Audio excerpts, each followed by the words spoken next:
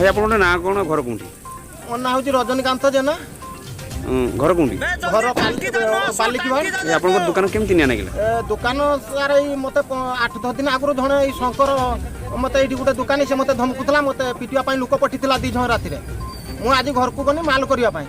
ମୁଁ ଆସିବା ବେଳକୁ ସେ ଶଙ୍କର ସାର୍ ମୋତେ ଆଗରୁ ଧମକିଥିଲା ଏ ରୋକ ନଗିଦେବ ଆଉ ସେ ଶଙ୍କର ସେଦିନ ମୋତେ ଲୋକ ଦିନକୁ ପଠିଥିଲା ତୋତେ ପିଟିକି ଚମଡ଼ା କରିଦେମି ତୁ ପାଇକ ଦାରୁ ଆଇଛୁ ତ କିଏ ବାପ ପିଠରେ ପଡ଼ିବ 2 ଜଣ ଗୁଣ୍ଡା ମୋଦି ପଠିଥିଲେ। ସେଦିନ ମୋ ସ୍ତ୍ରୀ ବାହାରିକି କହିଲାକୁ ମୁଁ ଔଷଧ ଖାଉଥିଲି ମୁଁ ଔଷଧ ମୁଁ ଚିକିତ୍ସା ହେଉଛି ସେଇ ଅବସ୍ଥାରେ ସେ ଲୋକ ଗୁଡ଼ା ପିଟିଥିଲେ ଦେଖିଲା ହଉ ତୁ ଔଷଧ ଖାଇସାର ଦେନେ ତ ବିଚାର କରିବି ନା ତୋତେ ଟେକି ଘିନିବିନି କି ଘରୁ।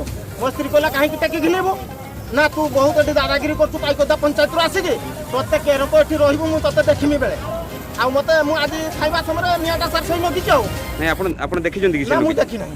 ତ ଆପଣ କେମିତି ସିଧା ସଳଖ ତାଙ୍କ ନାଁରେ ମୁଁ ଏଇ 8 ଦିନ ଆଗରୁ ମୋ କତି 2 ଜଣ ଲୋକ ପଠିଥିଲେ ମୋତେ ରହିତେ ଦେବେନି ବୋଲି କହିଥିଲେ ଏବଂ ଗୁଣ୍ଡା ଦିନକୁ ପଠିଥିଲେ ମୋତେ ପିଟିବା ପାଇଁ। ମୁଁ ସେଇ ସମୟ ଔଷଧ ଖାଉଥିଲି ସେମାନେ ଦେଖି କହିଲେ ଔଷଧ ଖାଉଛୁ ତୋତେ କିଛି କହୁନି ଯଦି ଟେକି ଘିନିବାର ଅଛି ତ ଟେକି ଘିନିବି।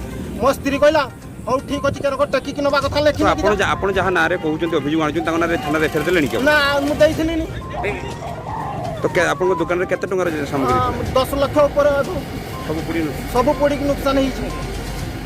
ତ ଏବେ ଅଟୋଟା ପୋଡ଼ିକି ବି ନୁକସାନ ହେଇଛି। ଏବେ କ'ଣ କରିବେ? ଏବେ ସେ ଶଙ୍କର ଉପରେ ମୁଁ କେସ୍ କରିବି ମୋତେ ନ୍ୟାୟ ମିଳୁ ଏଇ ଶଙ୍କର ନେଇକି।